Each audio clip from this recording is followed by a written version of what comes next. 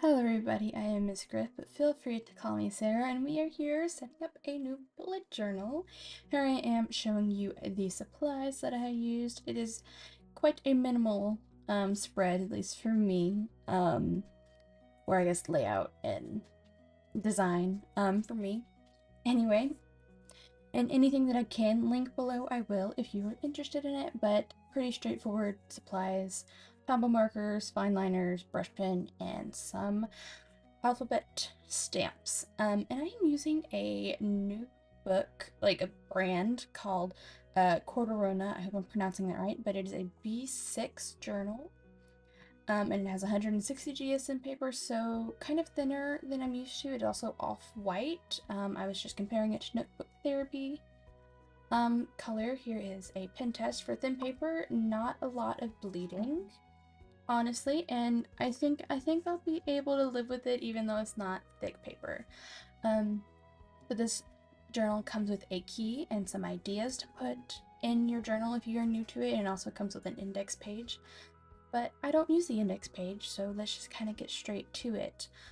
You can kind of see on the right page, I did try drawing out my cover page for the year, but there was some smudging, so that is something to keep in mind. I guess I had too much graphite on the page, and when I went to erase, it smudged, and I just could not get rid of it. So to kind of combat that, I am taking some black cardstock and just putting it directly on top of the paper, and I went into Canva and made my little grid of flowers. And that is a perfect kind of segue to me saying what this year's bullet journal theme is going to be for me. I'm going to do the birth month flower as well as the birthstone color. So that's super exciting. I think it'll be great to do that in the smaller notebook, just because it won't be as extensive decorating, I guess you can say. But I am actually, the reason I'm setting up in the mid-year is because I'm downsizing from a B5 or B6. No, I think it's a B5. B5.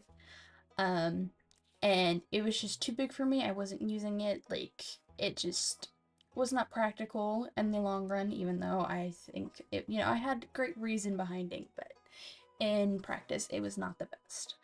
But here I am just situating the cover page some. And like I said, I did go in Canva. I just copy and pasted a bunch of images off of Google onto here and made the grid. And I had the idea to kind of, as I go throughout the year, I am going to color a little blob on top of the flower on the right to like kind of coincide with that month.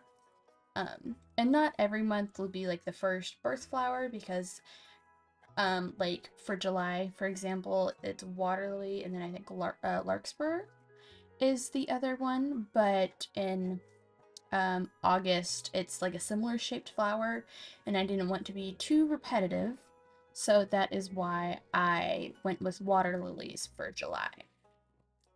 And here we are moving on to the future log. I do not need a huge future log. I've done it a couple times in the past and I just don't use it all that much. So I'm trying something new and doing the Alistair method. And hopefully that will work a little better for me, because some months I have more going on, some I don't, so I couldn't really justify taking up a lot of paper, I guess you could say, in the journal. I think it's like 156 pages total, if I remember off the top of my head. So it's going to be plenty for me to complete the year. But I still kind of want to be conscious in case I try some new stuff. But with that being said, I am doing the birth month flower every month. So I decided for my yearly stuff, I will go ahead and do forget-me-nots. Because forget-me-nots are fairly easy to draw. They're beautiful. They are filler flowers, basically. They're in almost every bouquet, and if they are not, I think they should be. It's just beautiful, and they are very simple to draw. So if you are not artistically inclined or do not feel that you are artistically inclined, forget-me-nots are a great place to start because it's very easy to do organics, in my opinion, but something that always helps, even if you are an experienced artist like me, 100% use references. If I did not look at references, I don't think it would look as accurate to forget-me-not and how these stems branch off onto each budding flowers, and also looking how the flowers themselves grouped off the stems and such. But honestly, just super simple things to draw. I just drew, like, almost combined a stippling effect with some, like, half-finished flowers and some petals, and just very, very, very simple to replicate and do.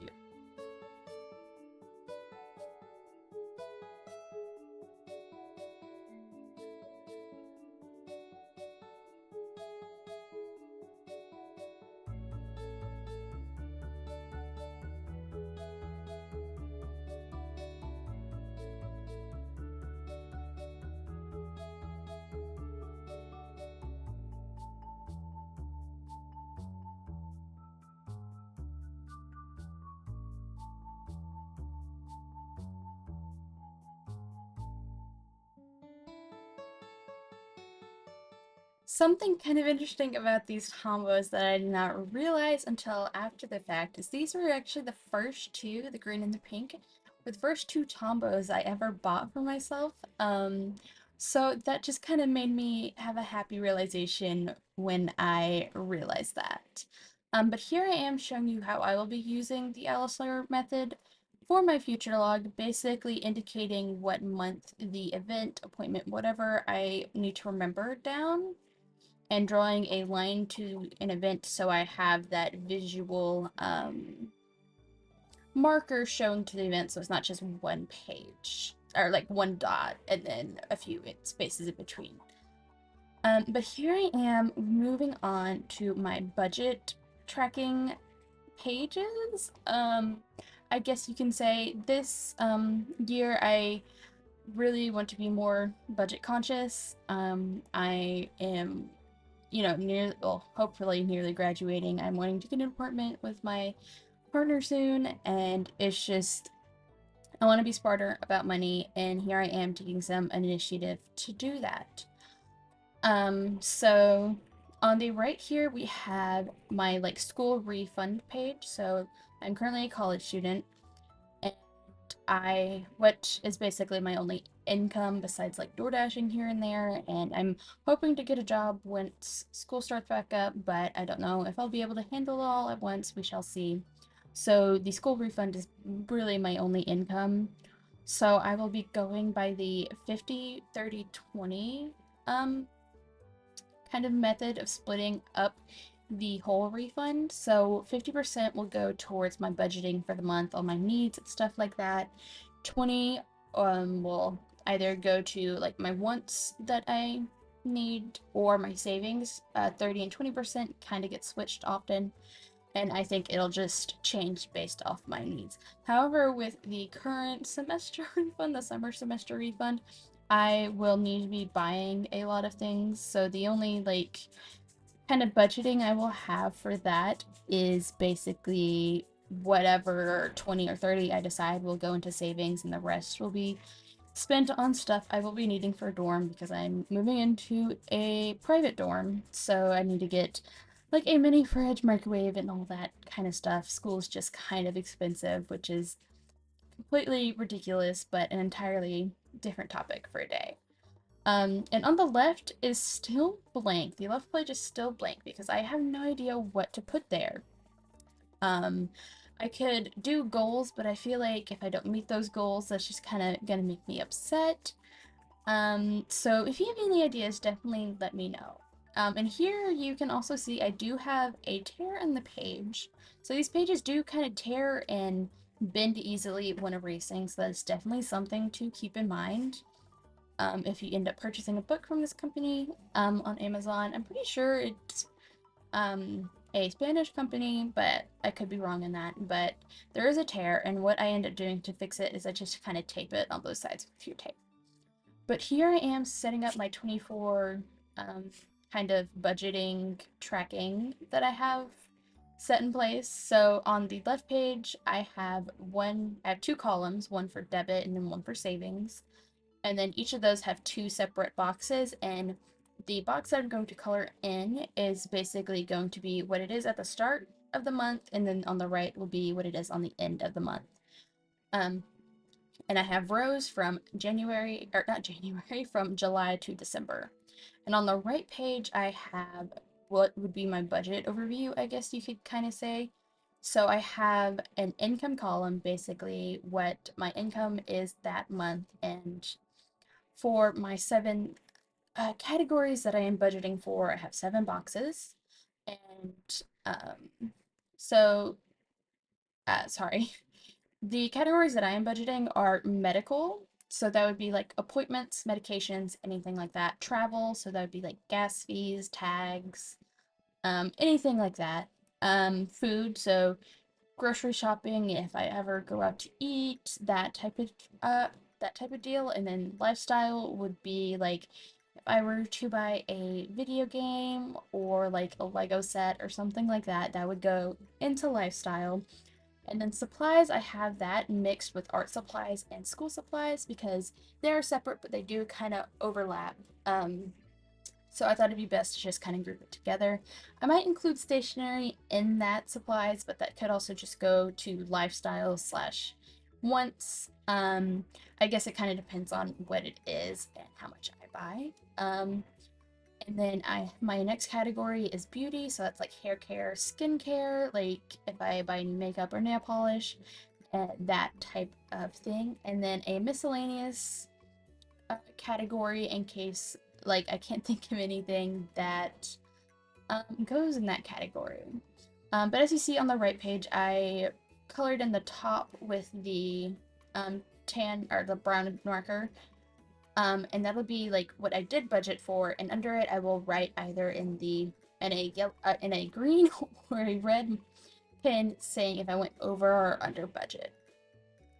But here we are with the next spreads. This is my Wheel of the Year and Lunar Calendar spread. I am a spiritual person and I very much work with the phases of nature and the moon. And these just kind of help me plan it and schedule accordingly, basically, I guess you could say. But on the left page, I have the Wheel of the Year, which is basically like things that fall on solstices, equinoxes, and in between those seasons. So it's a very seasonal celebration. And you can kind of see with Litha, I went ahead and did this year's summer solstice when it's meant to be 2025 summer solstice, but it is okay because most of it will carry over. So I was able to be saved on that aspect. On the right page here, I am doing a lunar calendar. I only filled out the 2024 lunar calendar, or the rest of this year's lunar calendar, and I will do the 2025 when I get there. But pretty straightforward. I have 4 to 5 circles, depending if there are multiple new moons or multiple full moons in one month, and it shows the new moon, and then quarter moons, and then full moon.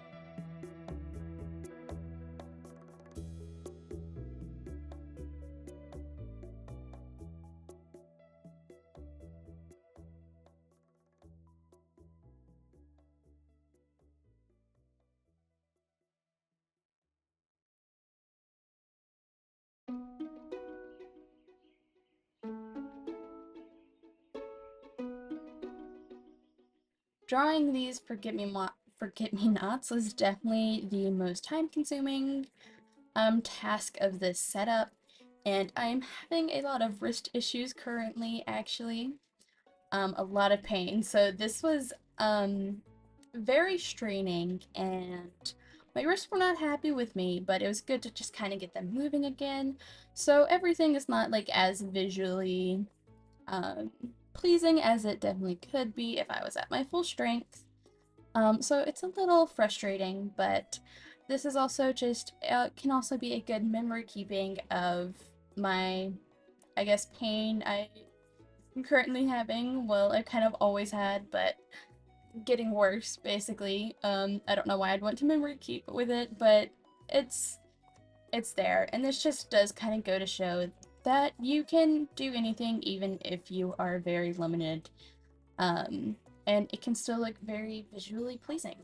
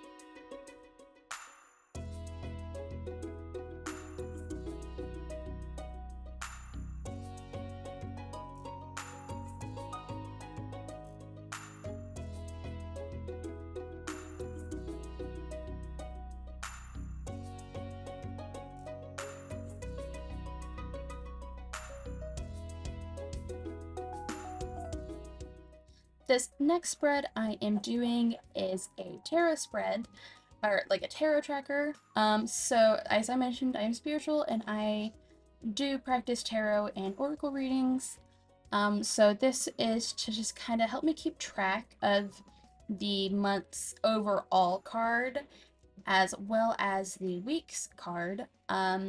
Tarot reading is kind of something I've like struggled to keep up with my spiritual practice, and this is very much in hopes of me getting more consistent with it again.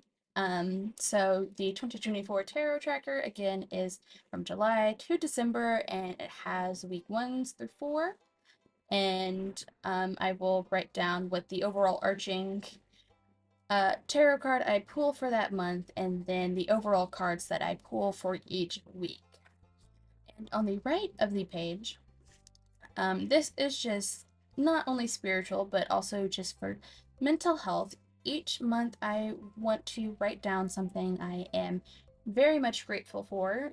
Practicing gratitude can very much help you show what all you do have, even when it's dark and you can't see what is around you. And then, as far as self worth and self healing, I want to write down something I am proud of myself for doing every month. Again, practicing gratitude and actually realizing all the things that you have done, even if they are minute. in the grand scheme of things, is very important to build up self-worth and self-confidence, and also just I don't want to say it can help give a purpose, but it can help you identify the good things in life and what is worth fighting for, basically.